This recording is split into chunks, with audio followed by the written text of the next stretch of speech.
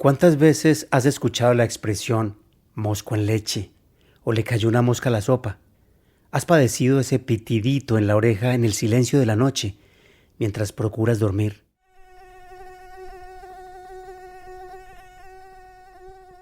Sí, los molestos mosquitos o zancudos que parecen más omnipresentes que el Espíritu Santo.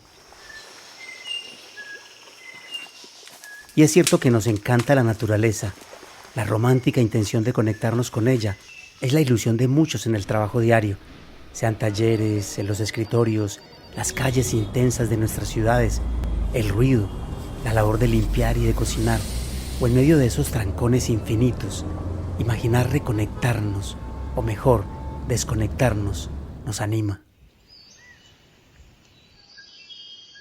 Eso sí, cuando pensamos en la caminata por el bosque, o en el río refrescante, o en la hamaca junto al mar, nunca queremos que esa conexión con la naturaleza incluya espantar moscas. Pero reconozcámoslo, también lo es, o debería serlo, o por lo menos aceptar esa alta probabilidad y, como dicen por ahí, es parte del paseo. Porque cuando transformas incluso esas incomodidades en curiosidad, sobre todo ahora en que nadie se siente tanto turista como viajero o explorador, empezamos a hablar de la vida misma en todas sus formas y manifestaciones. La vida, que es como una red de infinitas relaciones, muchas de ellas todavía desconocidas. Entonces ahí, tal vez, empiezas a conectarte con la naturaleza.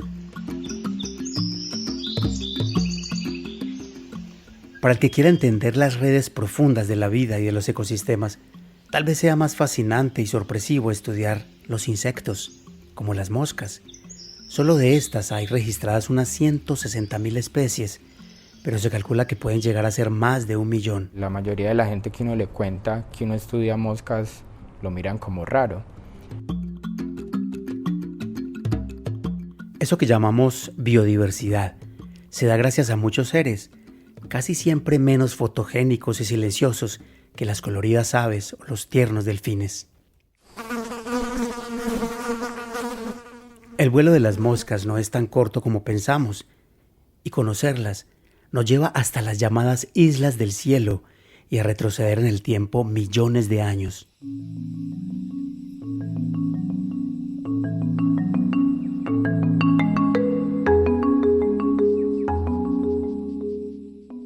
Por eso te invito a montarnos en este viaje con las moscas de las flores y específicamente de los páramos, como los de Sonsón y de Belmira, guiado por un verdadero señor de las moscas. Mi nombre es Augusto Montoya, soy biólogo de la Universidad de Antioquia y pues me dedico a estudiar insectos, soy entomólogo.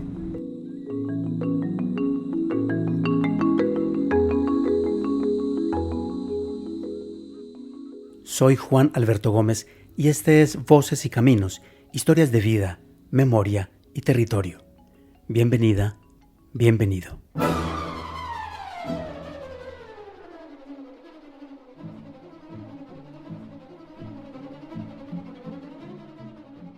Esta pieza musical que escuchan se llama El vuelo del abejorro, una pieza que hace parte de la obra El cuento del zar Saltán, del compositor ruso Nikolai Rimsky-Korsakov, que narra cuando el hijo del zar fue transformado en un abejorro para volar en secreto al palacio de su padre.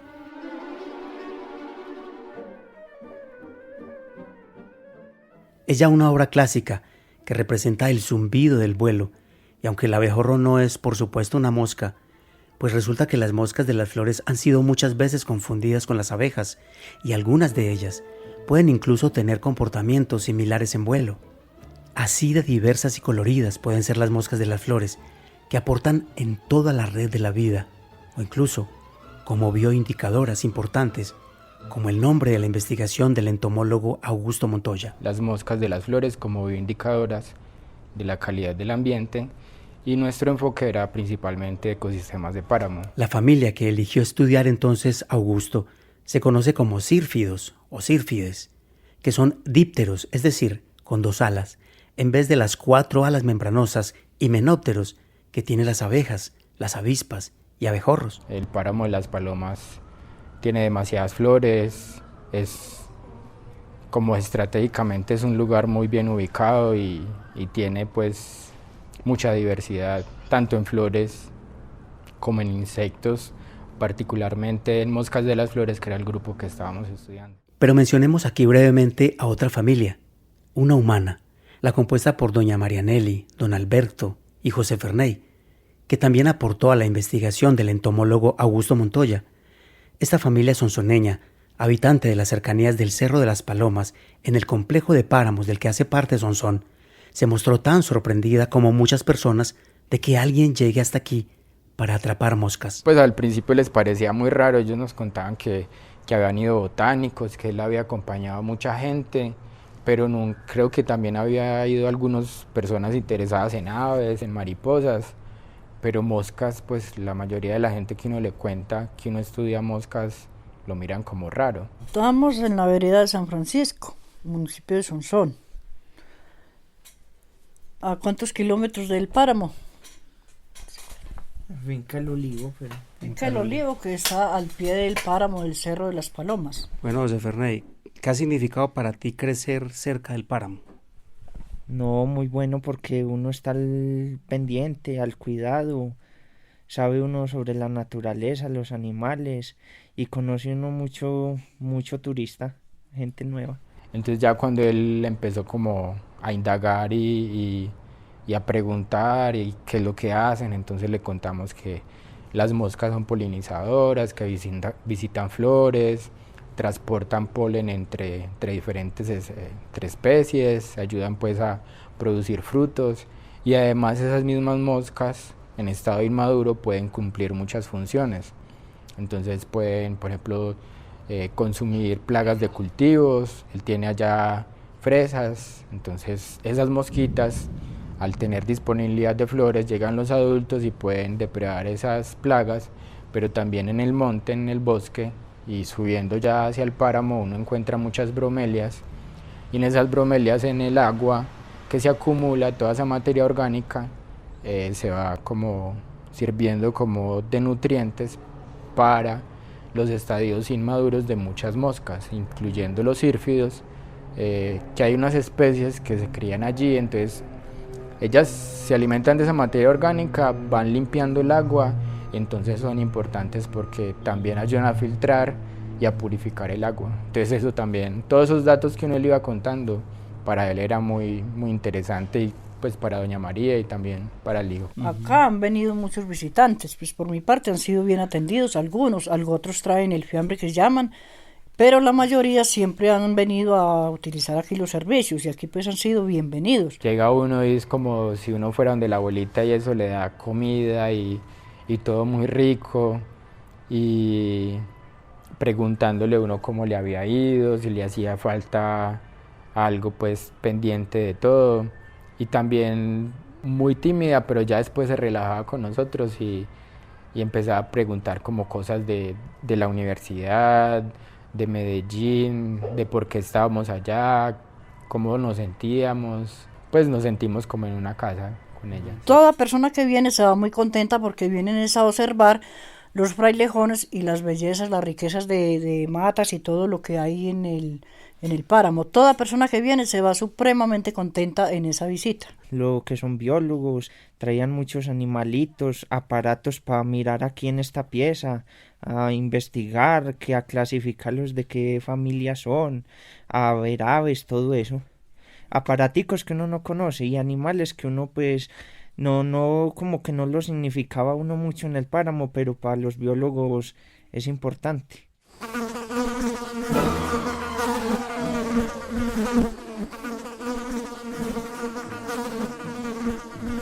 Pero ¿cómo se atrapan las moscas?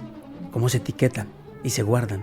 Nosotros utilizamos varias trampas, como una carpa pues de campamento, solo que a los lados no tiene como las dos paredes de los lados y entonces se llaman trampas de intersección. Entonces está la carpita, el insecto viene por ejemplo del lado derecho, va hacia el lado izquierdo y en la mitad se encuentra con una pared que es un telón y él no encuentra otra forma de seguir sino irse hacia arriba. La tela de arriba es blanca, la luz del sol incide sobre esa tela blanca, la parte de abajo es negra Entonces ellos se van hacia arriba, eso se llama fototropismo positivo, y entonces solo encuentran una salida que es un triangulito con un huequito que va a dar un frasco con alcohol. Pero también utilizamos otras trampas que se llaman de emergencia.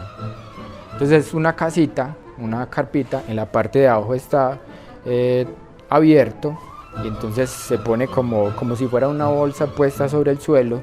Lo que hay en el suelo, generalmente poníamos troncos o hongos o bromelias, y todos esos insectos que iban saliendo iban a quedar también atrapados ahí. También modificamos otras trampas que son de dosel, que son para los organismos que están volando arriba. Utilizamos también platos de colores, como imitando flores. Entonces teníamos amarillo, rojo, blanco y azul. Se le echaba alcohol y esos insectos piensan que son flores, llegan ahí.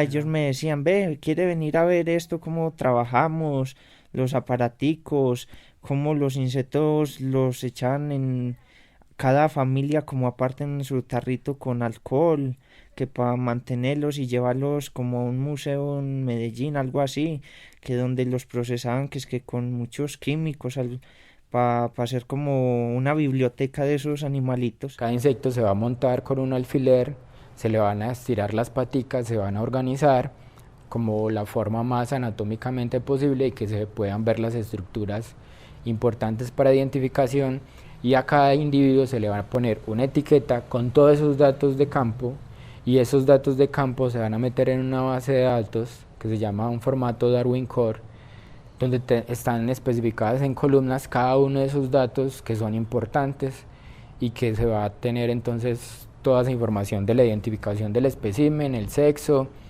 y esa información es la que nosotros vamos a utilizar para hacer los artículos.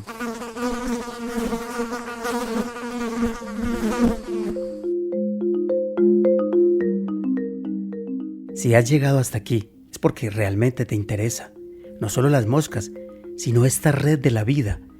Y como cuando se habla de cualquier especie, se convierte en un pretexto para entender un poco mejor la vida misma, le preguntamos al entomólogo qué ha encontrado en sus estudios de las moscas, ahí, en los páramos de Sonsón y de Belmira. Esta pregunta es muy buena. Como dicen muchos, señor periodista, esta pregunta es muy buena. Y ya que hicimos la pregunta, muy buena, como dice Augusto, ¿te le mides a seguirme en esta respuesta? Entenderemos un poco qué es la biogeografía. La biogeografía busca cómo explicar patrones de distribución a lo largo de la historia de los organismos. Los páramos se formaron en los últimos 5 millones de años más o menos. Son islas continentales.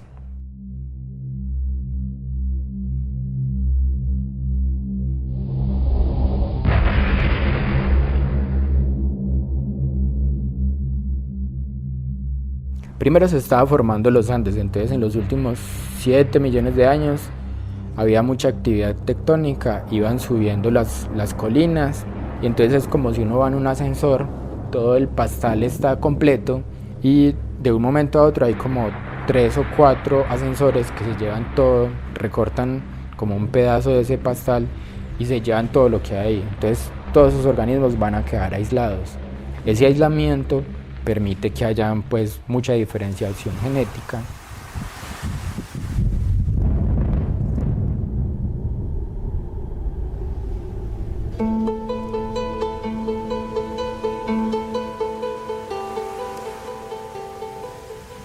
En los últimos 20 a 5 millones de años se empezaron a dar como unas pequeñas islas entre más o menos lo que ahora es Panamá y el noroccidente de Colombia. Estas moscas pues son muy buenas voladoras. En mamíferos y otros organismos tuvieron que esperar mucho más tiempo para pasar entre Centroamérica y Suramérica, pero parece que las moscas tenían la habilidad de dar como saltos entre esas pequeñas islas.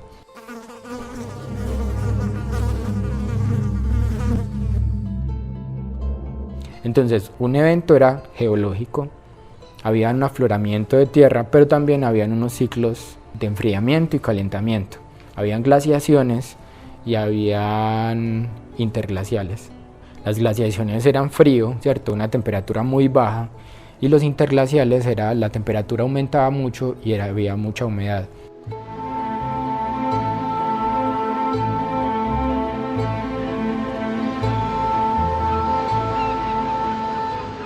Esas interglaciales también permitían que el nivel del mar bajara, entonces las moscas podían pasar desde Centroamérica y el lugar donde se convergían era el noroccidente de Colombia, que es más o menos el páramo del Mira y el páramo de Sonsón.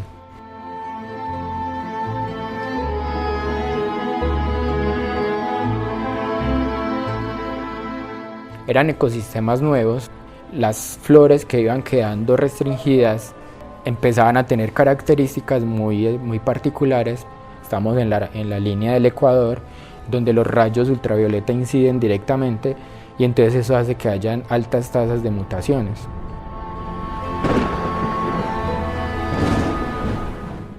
Entonces, en esos ecosistemas que se estaban formando, confluían muchos vientos, mucha humedad, y esas lluvias horizontales iban y quedaban en esos páramos, ¿cierto? En esas colinas.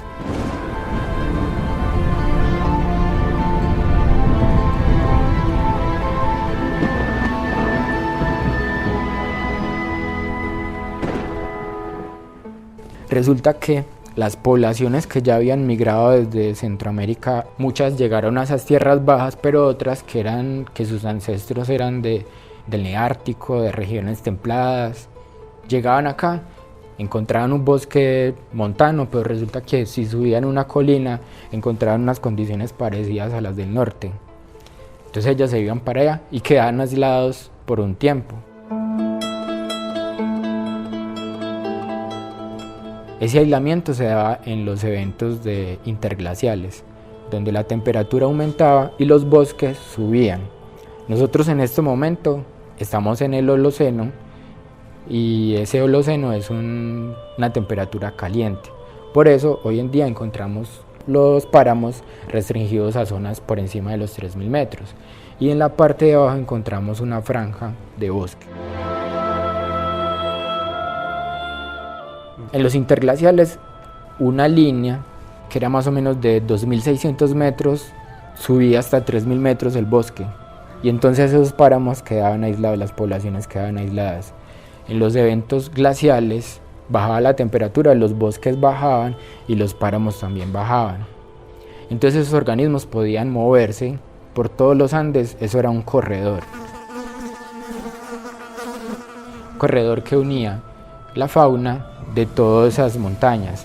Eso se daba en periodos glaciales, donde los bosques bajaban y los páramos estaban conectados a más o menos 2600 metros. Entonces todo eso era un corredor que permitía que la fauna se moviera y fuera de un lado para otro.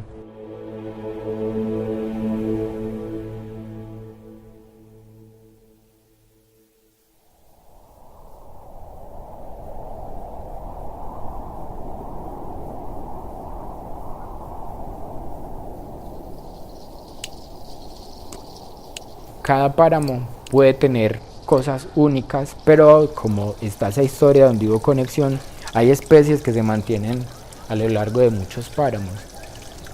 Entonces hay unas especies que pueden ser más recientes, que quedaron aisladas y por eso son exclusivas de un páramo, mientras que unas especies más viejas estuvieron en esos eventos donde había conexión y podían moverse.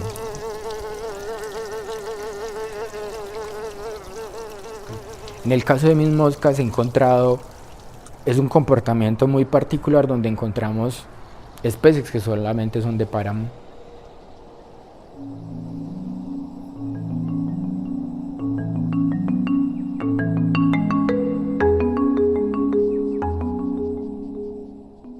La próxima vez que veas una mosca, piensa que el orden Diptera al que pertenece apareció hace unos 240 millones de años y que nuestro primer antepasado evolutivo, el Homo habilis, hace apenas 2.1 millones de años en África. Ahora, cuando pienses en la biodiversidad, recuerda que las moscas y los insectos que viven en estas islas del cielo, los páramos, atesoran memorias tan antiguas y que han resistido y pueden resistir tanto que tú y yo, esta especie Homo sapiens a la que pertenecemos con apenas 300.000 años, puede ser mucho más efímera y frágil. Voces y caminos, historias de vida, memoria y territorio.